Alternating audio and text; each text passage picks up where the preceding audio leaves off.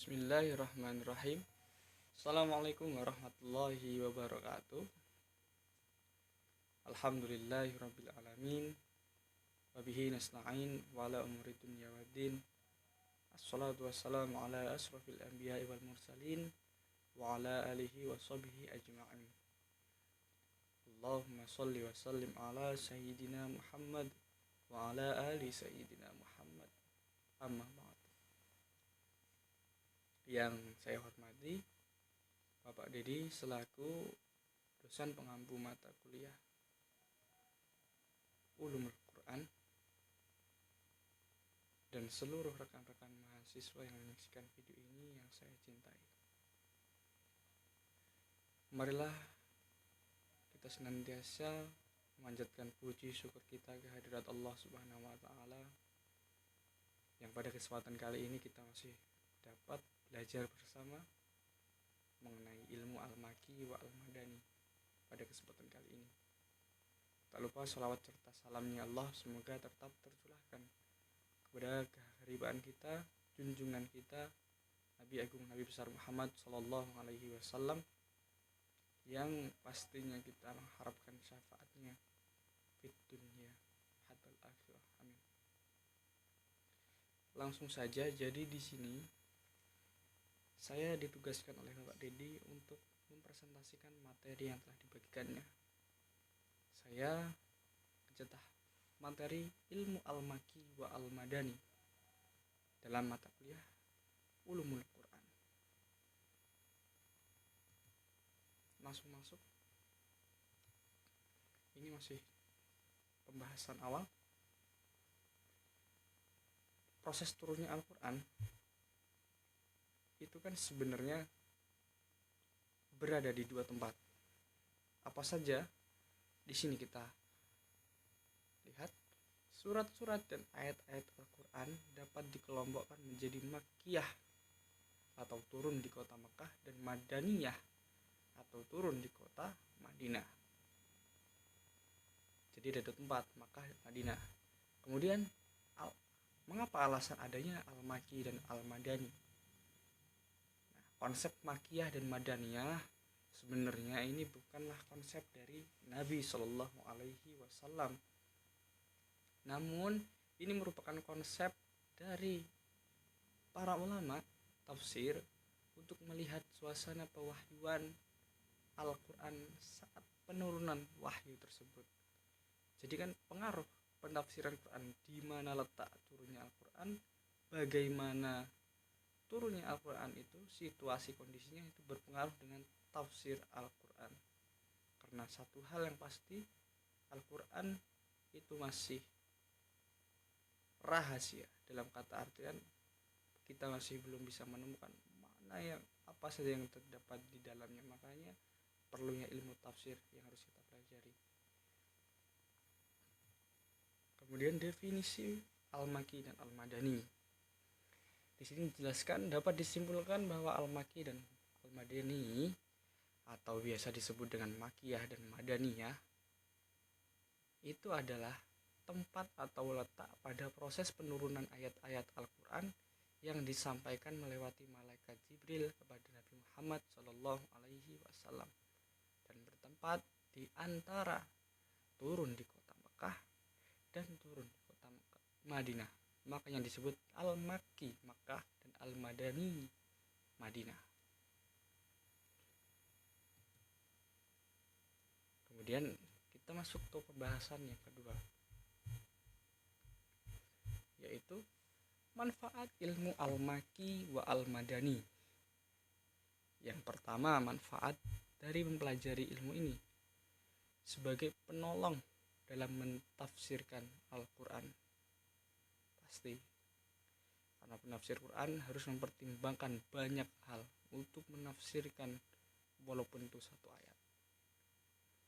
Kemudian yang kedua, dapat mengetahui sejarah Nabi Muhammad SAW secara tidak langsung dengan melihat ayat-ayat atau wahyu yang didapat oleh Nabi Muhammad dengan segala sejarah yang terjadi pada saat Nabi tinggal dan berdakwah di Mekah hingga Nabi hijrah ke Madinah. Jadi kita secara tidak langsung paham atau mengerti sejarah yang terjadi pada saat Nabi berdakwah di Mekah dan setelah hijrah di Madinah. Kemudian yang ketiga, dapat mengetahui alasan disyariatkannya hukum. Pasti di Al-Quran turun ayat yang itu isinya perintah hukum. Nah, jika kita mengetahui ayat Makkiyah dan Madaniyah atau maupun Madaniyah, itu pasti kita tahu cerita yang terjadi pada proses ayat itu turun. Misal contoh, ayat itu turun karena masyarakat kota Mekah itu banyak yang maksiat. Jadi hukum orang melarang maksiat itu turun. Misalnya seperti itu. Dan di Madinah seperti itu juga.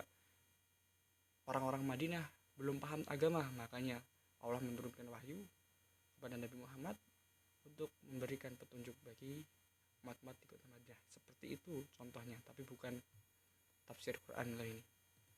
Kemudian yang keempat, dapat mengetahui tahap-tahap Islamiyah yang berbeda-beda cara dakwah atau tahapan dakwah di dalam ayat-ayat Makkiyah ataupun ayat-ayat Madaniyah. Nih, di sini ada dakwah yang berbeda. Biasanya dakwah di kota Mekah itu bersifat keras karena orang-orang kafir banyak di Mekah. Dan di Madaniyah itu halus karena masyarakat Madinah itu menerima Nabi Muhammad dengan baik ketika Nabi Muhammad hijrah. Kemudian yang kelima, dapat mengetahui perbedaan bahasa dalam Al-Quran antara bahasa dalam ayat ataupun surat yang turun di kota Mekah dan Madinah. Sama halnya dengan nomor 4 nih. Kemudian yang keenam, mengetahui situasi atau keadaan yang terjadi saat turunnya ayat-ayat Al-Quran kepada Nabi Muhammad SAW. Ini sama halnya dengan yang nomor 2 tadi. Terus kemudian yang nomor 7, dapat semakin mendekatkan diri kepada Allah Subhanahu wa taala. Nah, dari ketujuh poin tersebut itu merupakan manfaat atau faedah ataupun fungsi ketika kita mempelajari atau mengetahui makna dari Al-Makki atau Makkiyah dan Al-Madani atau Madani ya, Madaniyah, Madinah. Kemudian lanjut. Jika dilihat dari 7 tadi, manfaat pokoknya apa sih?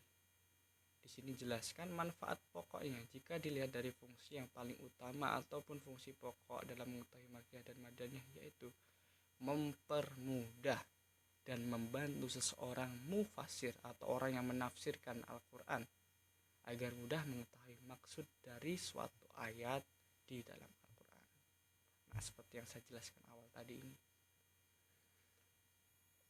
Kemudian masuk ke cara mengetahui Makkiyah dan Madaniyah. Untuk mengetahui Makkiyah dan Madaniyah ini banyak versi ulama yang berbeda pendapat. Di sini saya mengambil hanya 2. Yang pertama dari ulama golongan Al-Manhaj As-Sama'i An-Naqli. Ini caranya. Cara ini digunakan dengan melalui riwayat dari para sahabat yang menyaksikan turunnya wahyu dan juga dari para tabi'in yang mengetahuinya daripada sahabat. Mereka mendengar, melihat di mana turunnya ayat, bagaimana cara turunnya, peristiwa-peristiwa apa saja yang terjadi pada saat turunnya. Nah, ini cara pertama adalah Al-Manhaj As-Sama'i An-Naqli. Ini cara pendapat ulama pertama. Dan yang kedua adalah Al-Manhaj Al-Qiyasi Al-Ijtihadi. Dilihat dengan karakteristik surat atau ayat-ayat Makkiyah dan Madaniyah. Dengan cara bahasanya pun beda. Makanya jika Quran turun di kota Mekah, itu relatif ayatnya panjang-panjang. Begitu, sebaliknya. Kemudian, mohon maaf, jika ayat Al-Quran itu turun di Mekah itu pasti singkat. Itu singkat-singkat, dikit-dikit ayatnya. Karena orang Mekah itu sudah mengetahui bahasa Arab dengan pasti. Berbeda dengan Madaniyah, si Quran yang surat yang turun di Madinah atau Madaniyah itu pasti panjang-panjang karena menjelaskan secara detail maksud dari ayat tersebut kepada masyarakat Madinah. Nah, ini pendapat dari Al-Billaqani, Al-Baqilani. Yang pertama, teori aghlabiyah atau mayoritas. yang berarti jika terdapat surat yang kebanyakan ayat-ayatnya termasuk dalam Makkiyah, maka surat tersebut dikatakan surat Makkiyah. Kemudian yang kedua adalah teori tabi'iyah atau penyertaan. Jadi jika terdapat surat yang didahulukan atau disertakan oleh ayat-ayat yang turun di kota Mekah, maka surat tersebut akan digolongkan di dalam surat Makkiyah, dan begitu pun di Madaniyah. Kita masuk ke karakteristik Makkiyah dan Madaniyah. Karakteristik Makkiyah dan Madaniyah ini juga menurut Abdul Jalal. Yang pertama adalah dimulai dengan ya ayyuhan nas. Nah, nida huruf dengan nida panggilan, wahai manusia dan sebagainya. Yang kedua terdapat ayat-ayat sajdah. Yang ketiga di permulaan terdapat huruf-huruf tahajji atau huruf-huruf yang terpotong-potong. Keempat terdapat lafaz kalla. Yang kelima, di dalamnya terdapat banyak cerita-cerita para nabi dan umat nabi terdahulu selain Quran, Al-Baqarah dan Al-Maidah. Kemudian selanjutnya berisi cerita-cerita tentang kemusyrikan, karena mungkin masyarakat Mekah dulunya itu banyak orang kafir Quraisy di sana. Kemudian yang ketujuh, banyak terdapat cerita-cerita adat budaya atau kebiasaan orang kafir. Kemudian yang kedelapan, terdapat ajaran tentang akhlak dan ilmu sosial.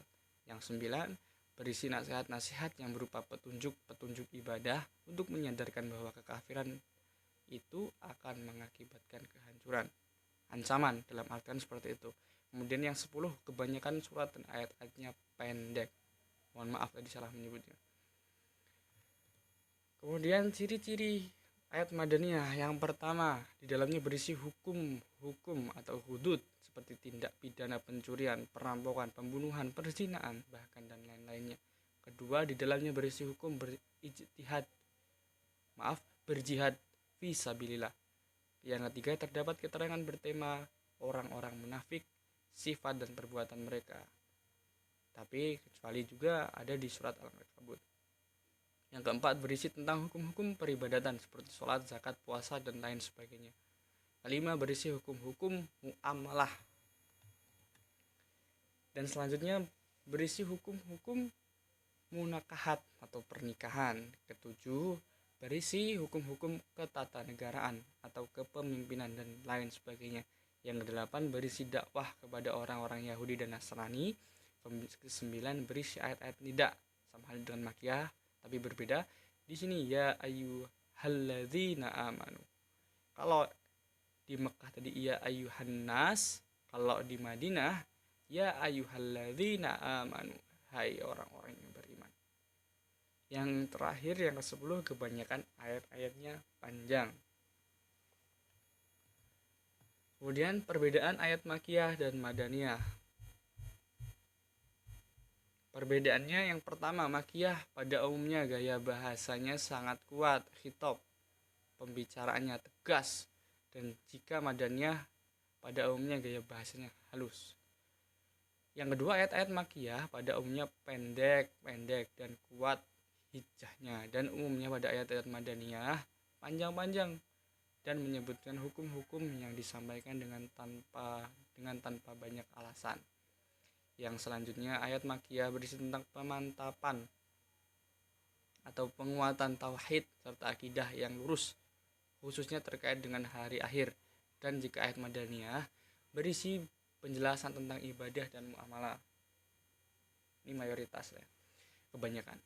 Yang selanjutnya, pada ayat Madaniyah banyak dijelaskan dan disebutkan orang-orang yang munafik. Hal ini disebabkan karena mulai di Madinah lah muncul beberapa golongan manusia yang memiliki sifat munafik, berbeda dengan Makkiyah yang berisi tentang sejarah kebiasaan orang-orang kafir. Jika di Mekah itu Rasulullah berdakwah dengan orang-orang kafir, namun jika di Madaniyah Rasulullah berdakwah dengan orang-orang yang munafik. Dan ini relevansi kita mempelajari Makkiyah dan Madaniyah dengan dakwah. Ayat-ayat Makkiyah yang memang ayat ini diturunkan di masyarakat kota Mekah yang dahulunya merupakan para kaum kafir Quraisy yang memang menentang dakwah dan risalah Rasulullah Nabi Muhammad dari awal itu menggunakan bahasa yang keras dengan kebanyakan ayat-ayat makiyah itu berupa kisah-kisah akibat dari para pendosa. Sedangkan ayat-ayat madaniyah notabene merupakan masyarakat Madinah yang sudah beriman dan mengikuti Rasulullah sejak beliau hijrah dari Mekah. Itulah dakwah yang menggunakan bahasa-bahasa halus. Dan secara rinci karena rata-rata masyarakat Madinah masih belum tahu apa-apa tentang Islam. Jadi perbedaan dakwah Rasulullah antara Mekah dan Madinah seperti itu. Mungkin itu saja yang dapat saya jelaskan. Mohon maaf jika terjadi kesalahan baik tutur kata maupun tingkah laku saya yang memang tidak bisa kalian maafkan. Saya mohon maaf yang sebesar-besarnya. Dan kepada Allah saya mohon ampun. Tidak ada manusia yang sempurna karena kesempurnaan mutlak hanya milik Allah Ta'ala. Wallahul muwaffiq ila aqwamit thoriq. Wassalamualaikum warahmatullahi wabarakatuh.